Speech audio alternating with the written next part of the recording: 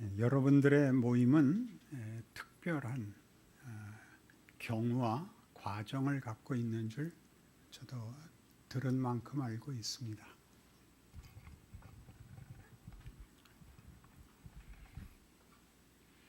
우리가 오늘 본 성경 말씀의 그 정황을 이제 설명을 조금 길게 할 텐데, 그 설명을 들으면 여러분들의 처지랑 매우 비슷하다 하는 성경의 배경을 이해하게 될 것입니다. 그래야 오늘 우리가 나누려고 하는 결론을 같이 찾아갈 수 있게 됩니다.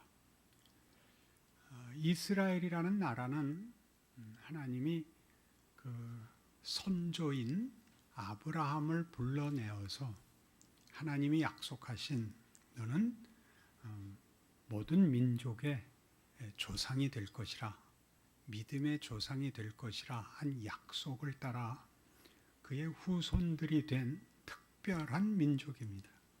우리가 우리 민족을 배달 민족이라 해서 구별하듯이 이스라엘 백성들은 하나님으로부터 택함을 받은 특별한 약속과 소망을 가진, 그리고 그들의 역사 속에서 하나님의 개입과 하나님의 현현이 너무나 빈번히 경험됐던 민족이고 역사고 나라입니다.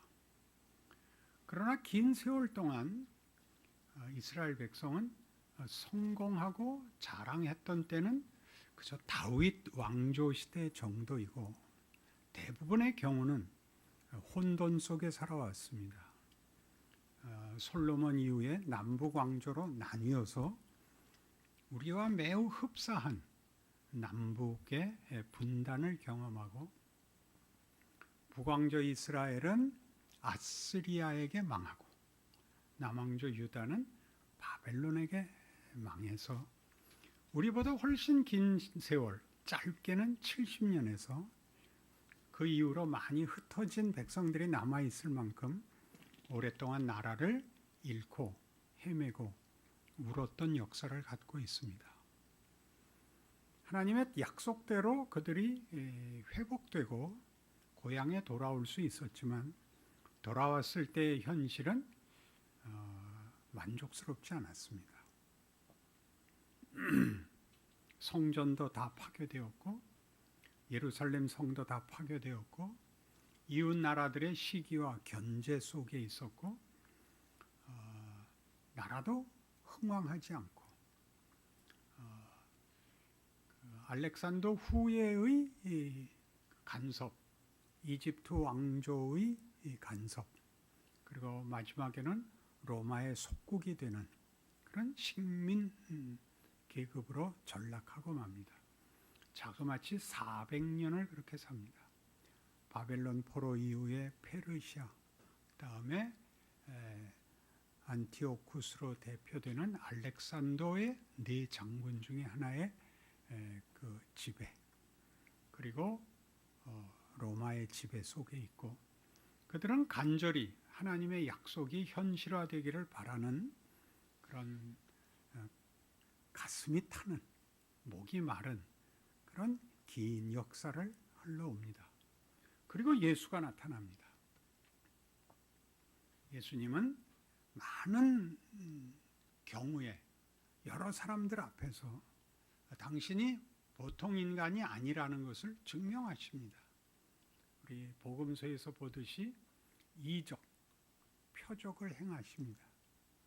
문제를 해결하는 것이 목적이 아닌 당신이 남다른 존재라는 것을 증명하시는, 가나 포도 혼인잔치에 물로 포도주를 만드는 것, 그다음에 오병이어의 기적, 변화산의 기적, 바다를 잠잠케 하는 기적, 문둥병자를 깨끗게 하는 기적, 소경을 낫게 하는 기적, 중풍병자를 낫게 하고, 그리고 우리가 기대했던 어떤 기적보다도 큰 기적들을 행하셔서 예수를 곁에서 따르고 보고 만졌던 사람들에게는 이분이 틀림없이 메시아다. 하나님이 이스라엘에게 한 약속을 이루실 하나님의 기름 부음을 받은 종이다 라는 설레임과 확신을 갖게 했습니다.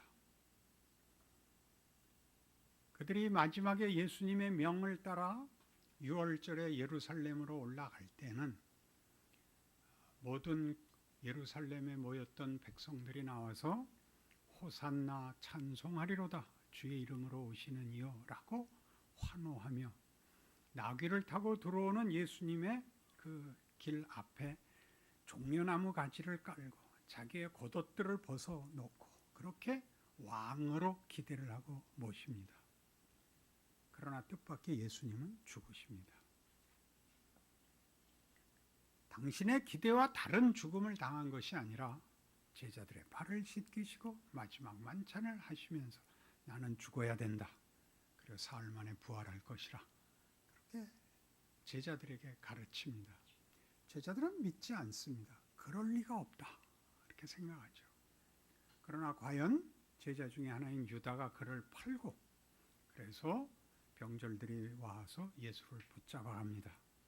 제자들은 다 흩어지고 베드로는 마지막까지 충성을 다해서 칼을 빼들고 말고의 귀를 자르지만 예수님이 말리십니다.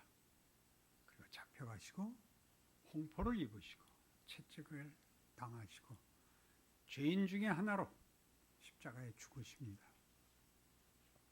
베드로는 마지막까지 기대를 끊지 않고 마지막까지 쫓아갔지만 결국은 반전이 일어나지 않고 실제로 죽음의 자리에 서는 것을 보자 자기도 돌이킬 수밖에 없었습니다.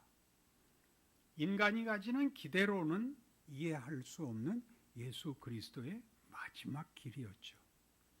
예수님은 묵묵히 십자가를 지셨는데 그 일에 이스라엘의 모든 백성들, 예수님이 유월절에 예루살렘에 입성하실 때 그렇게 환호했던 그 백성들, 호산나 찬송하리로다 주의 이름으로 오시는 이여 라고 외친 그 군중들이 빌라도가 나는 이 사람에게서 죄를 찾을 수가 없다. 그를 죽일 수가 없다.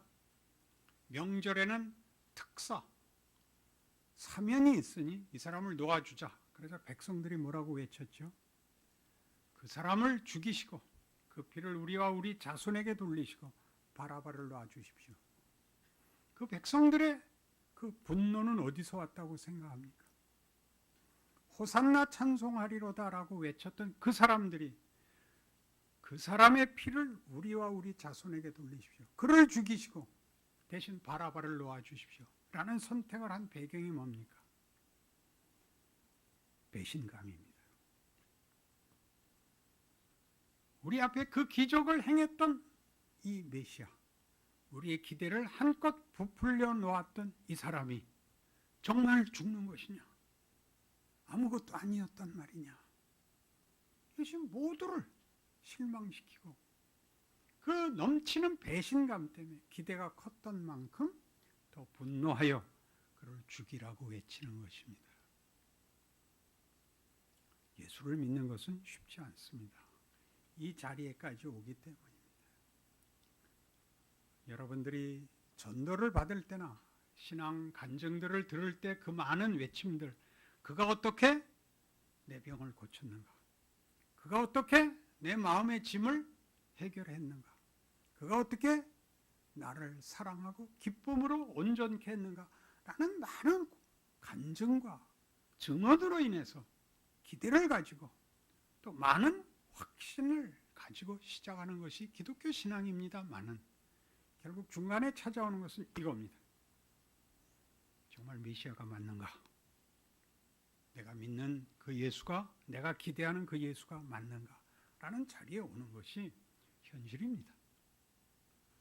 이것이 현실인 이유는 하나님이 우리를 구원하는 방식을 예수로 말미암아 그의 십자가로 한 것 같이 우리의 신앙을 완성하고 확인하는 방법도 이 절망을 극복하는, 이 절망의 자리를 통과하는 과정을 가진다. 그 말입니다.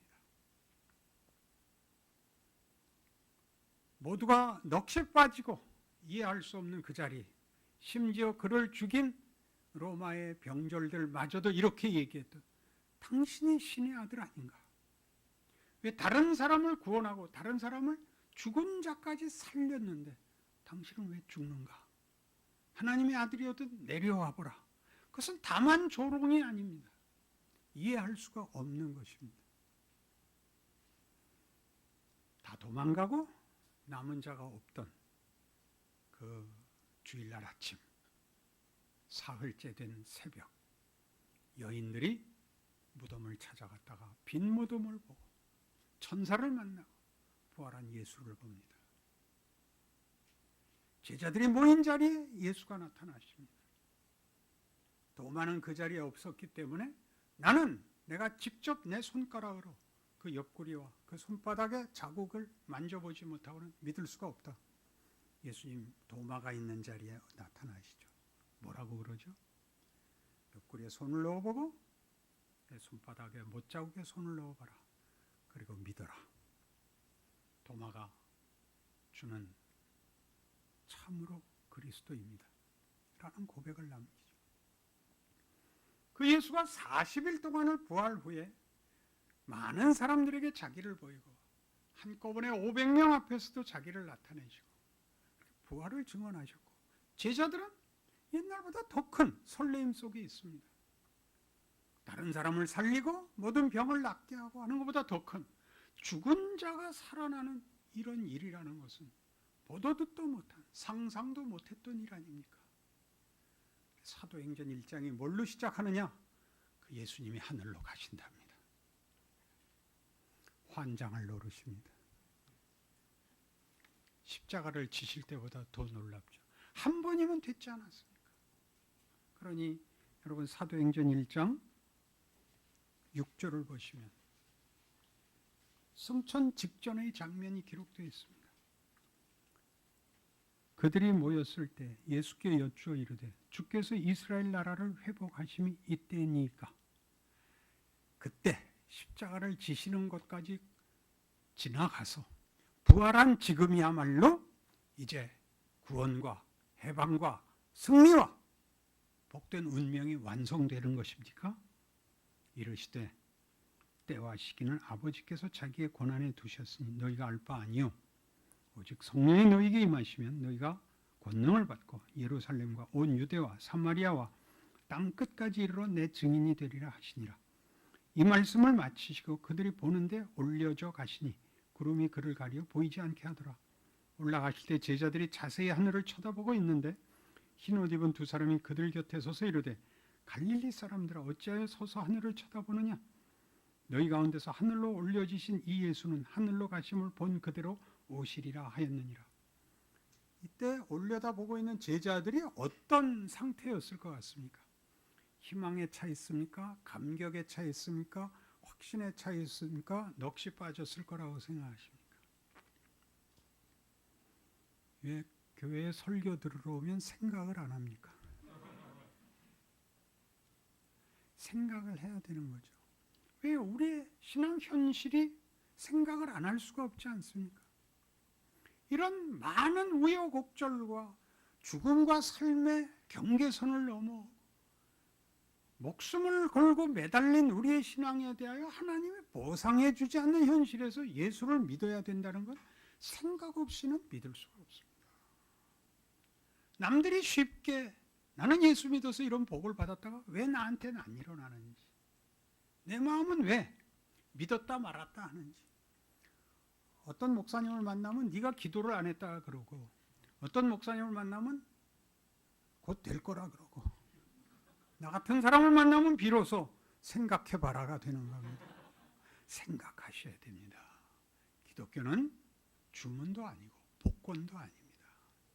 깊고 깊은 한 인격과 사고와 선택과 결정이라는 그런 귀한 책임을 이루어 나가는 기회이고 과정이고, 그 과정을 통하여 진정한 하나님이 원하는 하나님의 자녀가 되는 하나님의 방법입니다.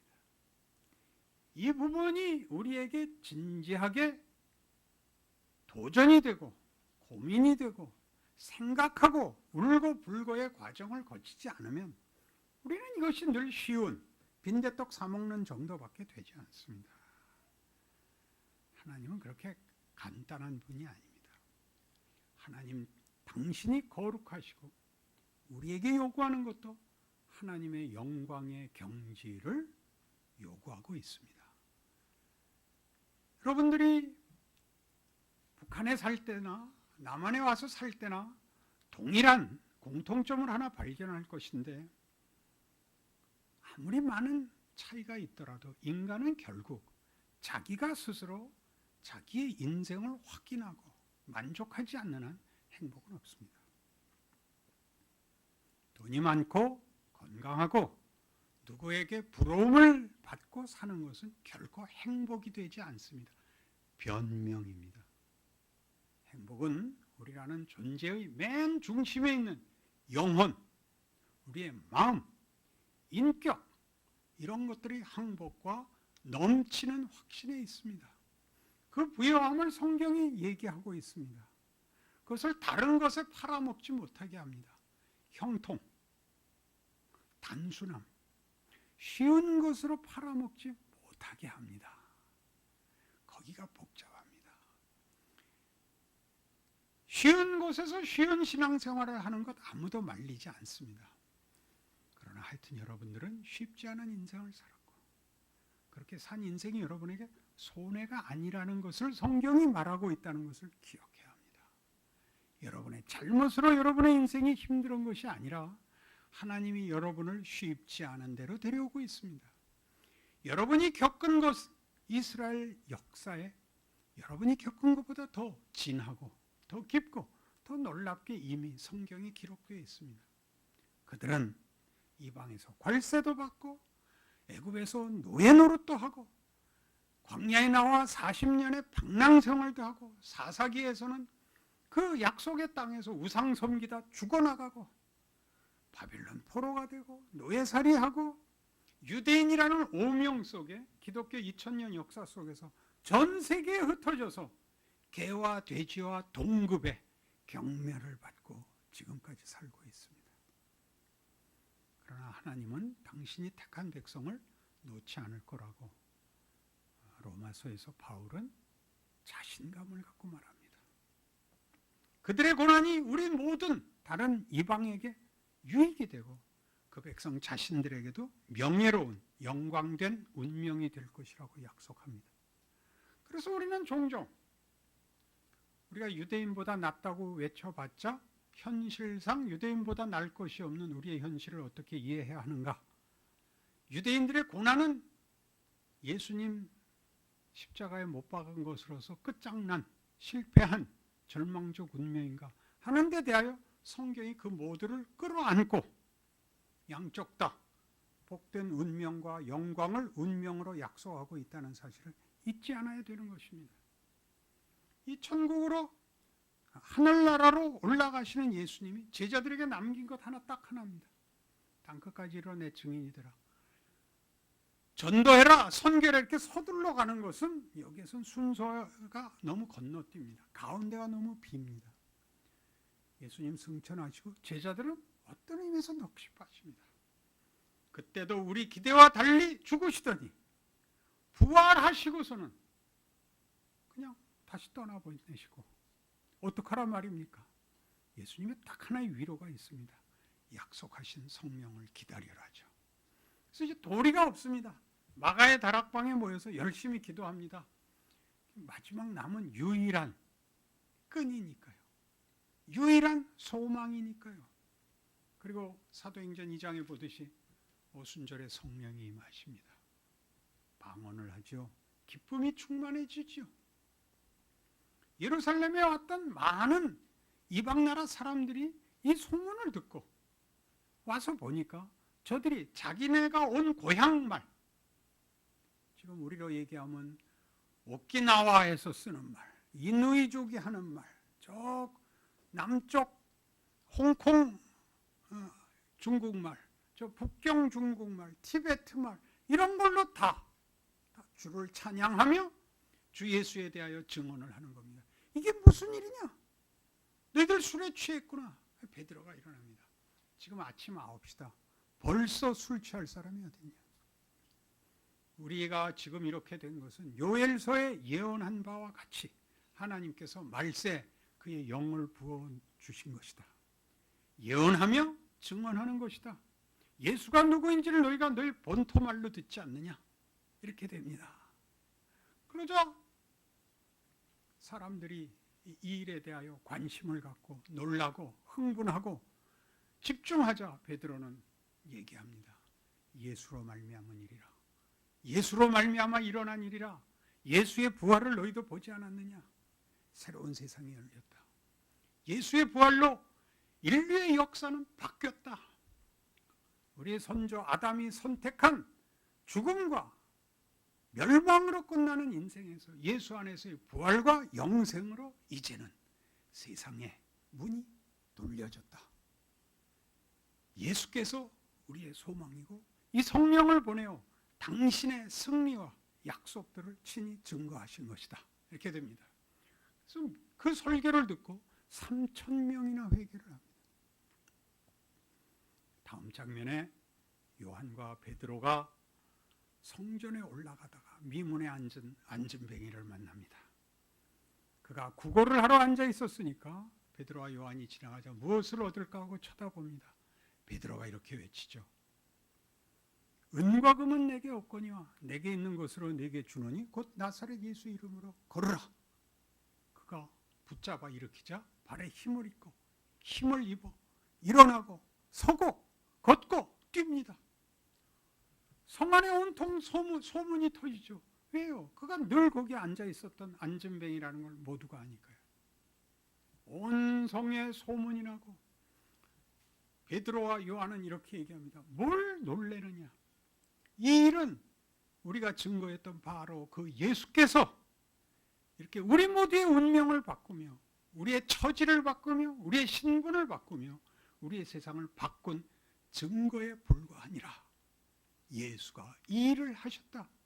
다만 한 사람의 병을 고친 것이 아니라 세상이 바뀌어 있다. 인류가 소망을 갖고 있다. 그것은 복으로 약속되어 있다. 그건 승리로 약속되어 있다. 그 증거다. 이 얘기를 듣고 펄쩍 뛴 사람들이 있습니다. 당시의 권력자들, 예수를 죽인 제사장들과 율법사들과 또 사두개인들이 있습니다. 그들이 베드로와 요한을 붙잡아다가 그들은 안진뱅이를 일으킨 것보다 뭘 더 문제로 삼았느냐 하면 예수 이름을 꺼내지 마라. 그의 부활을 얘기하지 마라. 그로 말미암는 구원을 얘기하지 마라. 이렇게 됩니다. 위협하여 내쫓죠. 그래서 오늘 우리가 사장을 만나게 된 겁니다. 붙잡혀 갔다가 쫓겨나서 돌아온 두 제자의 얘기를 듣고 그들 모두가 뭐라고 응답을 하느냐 하면 다시 볼까요?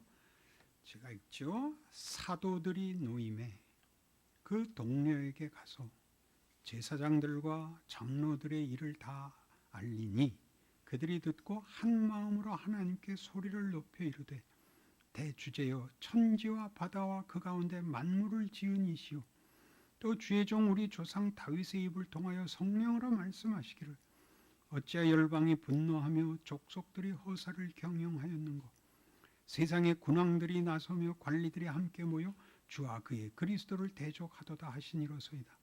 과연 헤롯과 본디오 빌라도는 이방인과 이스라엘 백성과 합세하여 하나님께서 기름 부으신 거룩한 종 예수를 거슬러 하나님의 권능과 뜻대로 이루려고 예정하신 그것을 행하려고 이 성에 모였나이다. 주여 이제도 그들의 위협함을 굽어 보시옵고 또 종들로 하여금 담대히 하나님의 말씀을 전하게 하여 주시오며 손을 내밀어 병을 낫게 하시옵고 표적과 기사가 거룩한 종 예수의 이름으로 이루어지게 하옵소서. 이런 기도를 합니다. 뭘 하나 보세요. 헤롯과 빌라도의 권력을 무너뜨려 주옵소서라고 하지 않는다고요. 그들은 하나님의 뜻을 행하려고 하나님이 보낸 악역을 맡은 자들입니다. 예수를 못 박은 자들이고 지금도 예수의 일을 증거하는 자들을 핍박하는 자들입니다. 이것이 하나님이 이 일을 이루시는 방법입니다. 핍박 속에, 적대 속에, 오해 속에 이 일을 하시겠다고 하나님이 하신 약속 그대로입니다. 시편 2편을 인용하고 있죠. 다윗이 이미 예언하기를 어째 열방이 분노하며 군왕들이 나서서 기름 부음 받은 자를 대적하는고 말한 그대로입니다. 이것이 현실입니다. 누가 큰 소리를 칩니까? 세상의 것으로 힘을 삼는 자들이 예수 믿는 자들을 비난합니다.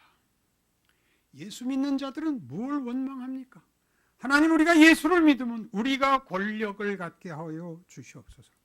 우리가 가진 자가 되게 하옵시고 우리가 우월하게 하여 주옵소서. 이게 우리의 소원이죠. 사도행전은 그렇게 얘기하지 않습니다.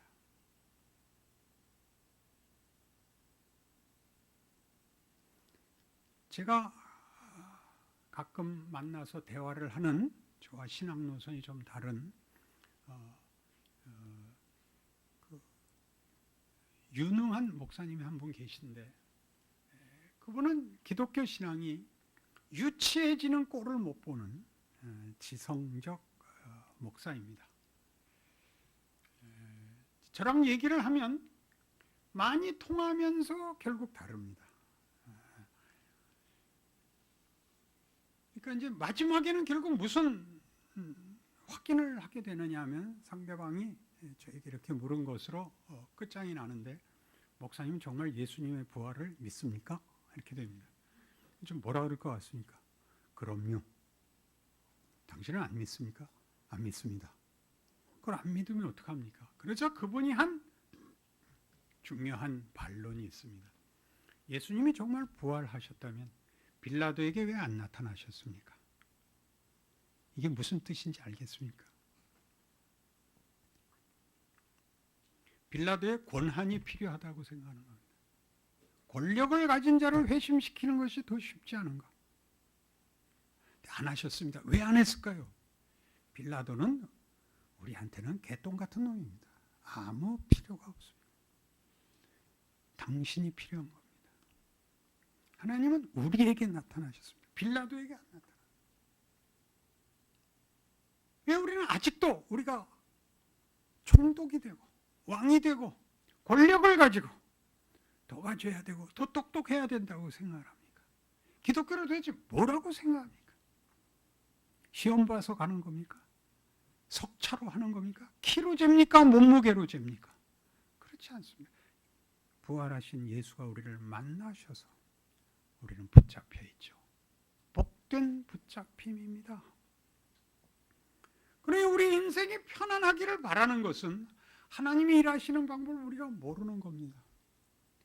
고린도전서 1장의 말씀을 인용하자면 십자가의 도가 믿지 않는 자들에게는 미련한 것입니다. 신이 인간의 손에 죽는다는 것은 말이 안 되는 것입니다.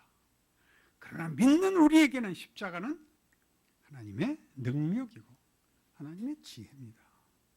여러분, 이 말을 여러분이 받아들이시는 것은 이해해서 받아들이는 것이 아니라 여러분이 하나님을 지금 놓을 수 없기 때문에 받아들이셔야 됩니다.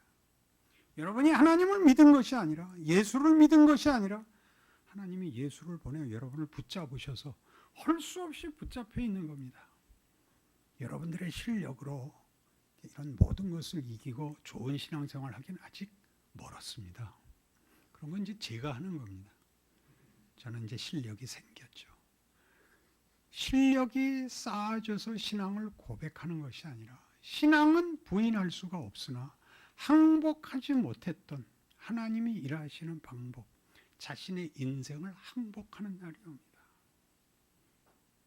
그 사이에 여러분이 이런 증언을 들어놓을 필요가 있습니다.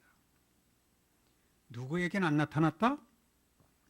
빌라도에게는 안 나타났다. 여러분에게는 나타났다. 이런 날 여기 앉아 있으면 제정신으로는 못 와 있는 거 아닙니까? 주일날 왜 교회 나오죠? 신앙이 좋아서 나오지 않습니다. 다른 데 가면 불편해서 그럽니다. 등산을 가면 굴러 떨어질 것 같고, 놀러 나가면 무릎팍이 깨질 것 같아서. 그래서 일단 한번 고개는 내밀고 가야 안심이 되지. 다른 그런데 그냥 주일날을 빼먹으면 불편한 겁니다.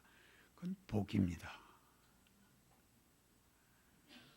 고아들은 울지 않습니다. 왜 그렇죠? 부모가 없기 때문입니다. 원망하지 않습니다. 왜 그러죠? 부모가 없기 때문입니다. 감수해야 됩니다. 부모가 있는 자들은 때도 쓰고 원망도 하고 가출도 한다고 공갈을 칩니다. 여러분이 지금 하고 있는 것들은 그래서 다 신앙 행위인 것입니다. 예수를 믿어 하나님의 자녀이기 때문에 할 수 있는 원망이고 반발이지, 없는 자는 그런 것도 못합니다. 그게 우리입니다. 이러한 중요한 이해, 하나님이 세상의 권력과 세상의 우위를 점하고 있는 세력들을 놔둔 채 그들과 함께 우리는 우리의 자리에서 하나님의 나라를 완성하며 하나님의 선교를 완성하며 하나님의 자녀들을 완성시킨다는 사실을 초대교회가 알고 있습니다. 이 비는 말도 뭐죠?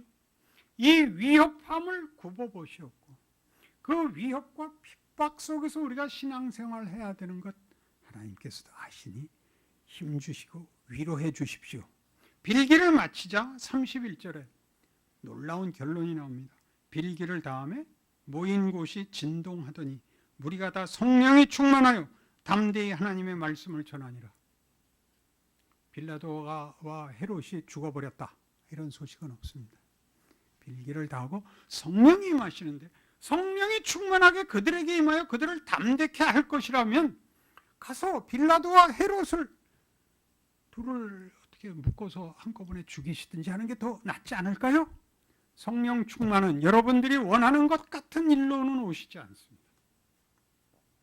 여러분 자신을 항복시키기 위하여, 그리고 여러분을 통하여서 일한다고 확인시키기 위하여 오십니다. 그러니 여러분의 인생과 여러분의 지금의 갈등들은 하나님이 여러분을 중요하게 여기신다는 표가 되는 것입니다. 좀 믿지 않고 세상의 것으로 안심하고 있는 자들은 자기 인생이 뭔지 모릅니다. 늘 상대적인 우위를 확인하는 것 외에 없습니다. 나는 가진 자, 나는 배운 자, 나는 성자, 이런 것밖에 없습니다. 여러분들도 이제 차츰 더 많이 경험하시겠지만 이기는 것, 가지는 것, 이런 것들로는 인간의 영혼이 만족하지 않습니다. 그런 것들이 필요하다, 필요 없다라는 것은 인간이라는 존재와 운명과 가치와 확인에 있어서 아무런 중요함이 없는 것들입니다. 그래서 우리는 나중에 결국 돌아보면 억울하지가 않습니다. 억울하지가 않습니다. 그래서 성령의 오심은 이런 중요한 일로 오십니다.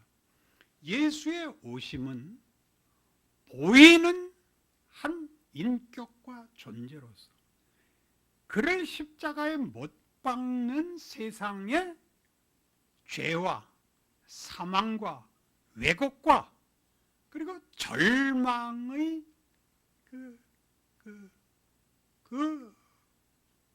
조건 속에서 하나님이 어떻게 이 모든 것을 극복하여 뒤집는가를 보이시는 보이는 존재로 오십니다. 한 인간으로 태어나시고 인생을 사시고 제자들에게 당신을 보였으나 그들이 알아보지 못하고 세상이 그를 십자가에 못 박았으나 그가 죽음을 뒤집어 엎어 부활하심으로써 보이는, 이제는 사망이 끝이 아닌 시대를 내가 연다라는 보이는 증언과 보이는 운명을 만들어내시는 이로 오십니다. 성령은 각각의 한 개인 개인의 영혼에 찾아오셔서 우리 자신을 바꾸고 고치고 완성하는 일을 하십니다. 그러니까 성령 충만은 밖으로 나타난 어떤 것으로서 어떤 증명을 하는 데 관심이 있는 것이 아니라 모든 신자의 마음에 찾아오셔서 예수 안에서 이루신 일들을 살아내는, 예수께서 우리에게 준 부활 능력이 어떻게 세상에 권력, 세상의 폭력, 세상의 왜곡을 꿰뚫고 살아내는 존재가 될 수 있는가를 우리에게 격려하시며 증언하시며 붙잡고 계시며 계속 일하고 있는 겁니다. 이것이 사도행전의 가장 중요한 증언이죠. 부활과 성령입니다. 그러니 이러한 일은 로마서 8장에 가면 이렇게 우리를 격려하는 말씀들과 연결해서 오늘 우리의 삶에 여러분들이 매일 기도할 때마다 성경을 읽을 때마다 여러분에게 큰 위로로 다가와야 됩니다. 로마서 8장 1절 그러므로 이제 그리스도 예수 안에 있는 자에게는 결코 정죄함이 없나니 이는 그리스도 예수 안에 있는 생명의 성령의 법이 죄와 사망의 법에서 너를 해방하였습니다. 일대 선언입니다. 여러분들이 믿고 참여하는 것 이전에 발표된 선언. 이제는 어떤 세상이 되었느냐? 예수님이 오시기 전의 세상은 말하자면 끝이다. 사망으로 끝나는, 헛됨으로 끝나는, 망하는 것으로 끝나는 것이 세상의 운명이었다면 예수 이후로는 사망이 끝이 아니고 모든 절망과 모든 헛된 것과 모든 왜곡과 모든 실패마저도 결국은 승리로 끝나는 생명과 성령의 법이 다스리는 세상이 되었느니라 라고 얘기하는 것입니다. 세상 사람들은 모르고 우리는 아는 것입니다. 세상 사람들은 죽음이 최고의 권력이고 우리는 그렇지 않습니다. 사망아 너의 쏘는 것이 어디 있느냐? 라는 말을 할 수 있는, 사망이 쏘는 것은 죄요 죄의 권능은 율법이니라. 예수 안에 있는 우리 모두의 자랑이 뭐죠? 마지막 날에 이김을 주신다는 사실이죠. 이김을 주신다. 죄가 다 실패와 패배와 멸망을 명하고 있다면 예수를 믿는 신앙은 그것이 최고의 권능이 되지 않고 생명이 이긴다. 여러분의 오늘의 분노, 의심, 탄식, 괴로움, 막막함 모두가 세상에서는 이렇게 얘기했던 겁니다. 너 내 말 들어. 내 말대로 안 살면 너 죽을 거야. 너 나만 해서 그렇게는 못 견뎌. 그 말을 따르면 안심과 행복과 가치가 나오는 것이 아닙니다. 그 말을 따르면 여러분들이 본 많은 남한 사람들이 행하는 있는 것이 전부인, 방탕하게 살고 책임 없이 사는 것이 전부인, 실컷 본 꼴을 따라갈 뿐입니다. 겁을 주는 거죠. 죄가 우리를 사망이라는 권력으로 겁을 주는 거죠. 내 말 들어, 내 말 들어 그랬고 헛된 인생을, 허무한 인생을, 생각 없는 인생을 만들게 한다면 기독교 신앙은 이렇게 얘기하는 겁니다. 겁내지 마. 네 실패가 끝이 아니야. 세상이 넌 결국 죽을 거야. 넌 살아도 쓸모가 없어. 성경은 이렇게 하죠. 하나님이 지금 너한테 일하고 있어. 네 눈물과 한숨이 손해보지 않을 거야.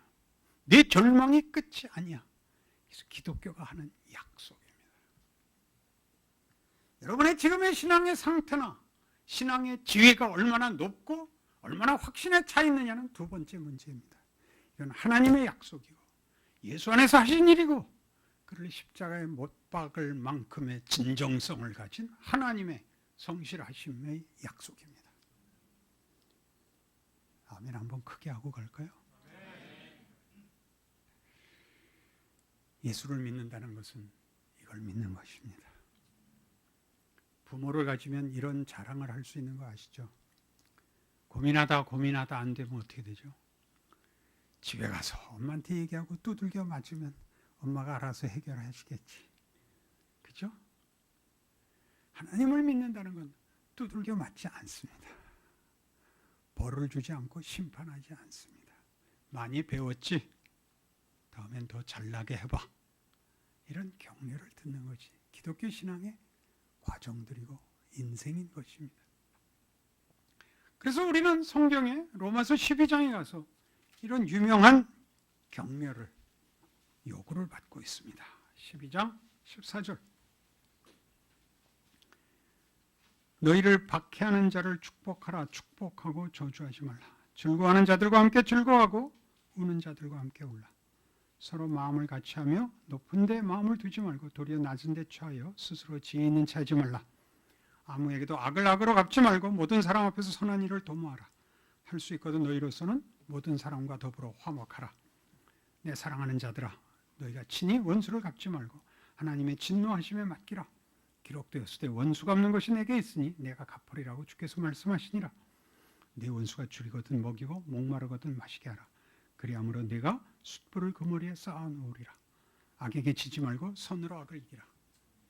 악에게 지지 말고 선으로 악을 이기라. 오늘 사도행전 4장 본문에서 본 스토리 아닙니까? 두 제자 베드로와 요한이 예수의 이름으로 안전병을 일으켰다는 사실 때문에 온갖 위협을 받고 노임을 받습니다. 동료들에게 돌아와서 그 얘기를 하자 모두가 함께 뭘 확인했다고요? 악당들이 악한 역할을 하듯이 우리는 우리 역할을 하기에 힘 주시옵소서 그렇게 얘기하지 저 악당들을 물리쳐 주옵소서라고 안 한다니까요. 우리가 더 큰 힘을 갖게 해 주옵소서 안 한다니까요. 악에게 지지 말고 선으로 악을 이기라. 악당을 제거하는 일에 여러분의 인생을 낭비하지 마시고 악당들이 하는 거는 그들에게 맡기고 여러분은 선한 일을 하십시오. 예수 믿는 자의 다른 것, 예수 믿는 자의 가장 다른 게 뭔지 압니까? 용서하는 겁니다. 누구를 내가 고치려고 하실 필요 없습니다. 내가 고칠 필요 없습니다. 내가 잘해야 됩니다. 내가 잘해야. 우리 교회 유명한 표가 2개 있는데 그 하나가 너나 잘해입니다. 선으로 악에게 지지 말고 선으로 악을 이기라는 것은 선한 것으로 악을 감동시키거나 설명하거나 제거하려고 하지 말라는 겁니다. 선으로 악을 감동시키지 말라고. 악과 싸워서 그를 변화시키려고 하면 여러분들이 시험을 받습니다. 그건 걔가 하게 놔두라고요. 우린 우리가 할 일을 해야 돼. 우리가 할 일을 하지 않고 자꾸 상대방 탓을 하고 상대방을 설득하는 건 안 해도 됩니다. 그건 우리 몫이 아닙니다. 어떻게까지 하라고요? 네 원수가 줄이거든 먹이고 목마르거든 마시게 하라. 거기까지는 안 나가도 됩니다. 나도 잘 못하는 일이니까. 그러나 역할을 알아야 됩니다. 예수를 믿는다는 게 뭔지, 사망을 이기고 있다는 게 뭔지, 세상은 우리에게서 뺏어갈 것이 없습니다. 우리를 위협할 뿐입니다. 너 그렇게 살면 안 돼. 그렇지 않습니다. 진정한 행복은, 진정한 자랑은 예수를 알고 예수 안에서 우리를 부르신 하나님을 알고 하나님의 일하심에 자비와 성실함을 아는 것까지입니다. 그것은 놀라운 것입니다. 인간이란 하나님의 형상이라는 것이 예수 안에서 사랑을 받고 있다는 것이 무엇인지를 알게 되는 것입니다. 그래서 너무 기쁨으로 충만해서 사실 다른 것이 필요가 없습니다. 하나님이 우리를 통하여 우리의 인생, 우리의 조건을 가지고 하나님이 기적을 행하시고 세상 앞에 빛이 되게 하신다는 것을 생각할수록 놀랍습니다. 우리가 아무 생각 없이 이 일을 하게 해달라고 그렇게 부탁하면 안 됩니다. 하나님은 우리를 조종하시지 않으며 조작하지 않으시며 강요하지 않으시며 우리가 항복한 자리만큼 따라오라 합니다.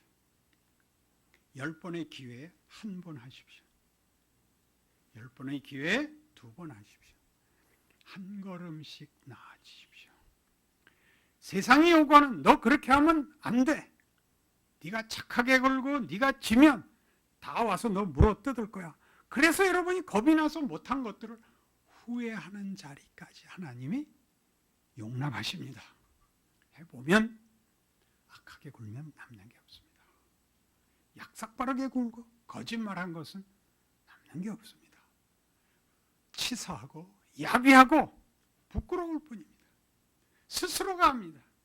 하나님의 영이 우리 안에서 증언합니다. 그것이 너에게 무슨 영광이냐? 그것이 무슨 자랑이냐? 그래서 네가 얻은 것이 뭐냐? 이렇게 묻습니다. 세상 사람은 선택의 여지가 없기 때문에 그것밖에 할 게 없습니다. 속이고 빼앗고가 전부고 우리는 빼앗을 필요가 없습니다. 우리의 필요를 채우는 것은 결국 세상일 수 없기 때문입니다. 우리가 누구를 짓밟아서 누구의 것을 빼앗아서 우리를 채울 존재가 아니라 예수 안에서 주신 하나님의 은혜와 하나님의 임재만이 우리를 만족시킵니다. 그것이 성경이 하는 얘기입니다. 사도행전이 기록한 모든 기독교인들이 합의해야 되는, 공감해야 되는, 항복해야 되는 하나님이 현실 속에서 우리를 다루시는 하나님의 지혜입니다. 권능입니다. 그 길에 왔습니다. 내일도 오십시오. 여러분의 인생을 진지하게 예수 믿는 사람으로 살아내는 귀한 발걸음들로 하루하루를 고민하고 생각하고 분별하고 선택하고 울고 후회하고 그래서 하나씩 더 나아지는 인생을 살아가고 이 끝은 실패할 수 없다고 아는 여러분들의 각각의 진지한 인생 되시기를 바랍니다. 기도하십시다. 하나님 아버지, 우리를 예수를 믿게 하시고 예수 안에서 하나님의 자녀라 귀한 이름 주셨습니다. 이 자리에 모인 우리가 다 세상에서는 자랑할 것이 없는 자이나 예수 안에서 복된 자인 것을 말씀으로 확인하였습니다. 우리가 하는 분노와 원망이 있습니까? 한탄이 있습니까? 우리 마음에 자리 잡은 절망이 있습니까? 하나님이 그 모든 것 안심시키고 해결하는 것이 아니라 복되고 영광된 자리로 우리를 불렀다는 것 알게 하실 것입니다. 우리가 우리 인생을 포기할 수 없습니다. 하나님이 포기하지 않으셨기 때문입니다. 그 믿음 갖고 오늘을 견딘 것처럼 내일도 하루 견디게 하시고 그러면 하나님이 일하신다고 우리 모두의 입술로 항복을 주시옵소서. 나와 나를 아는 이웃들이 우리가 누구인지를 아는 일에 놀라움과 하나님 앞에 찬송과 무릎 꿇는 일들이 일어나는 기적된 인생이 되게 하시고 그 자랑을 나누는 우리 본향교회 되게 하여 주시옵소서. 예수님 이름으로 기도합니다.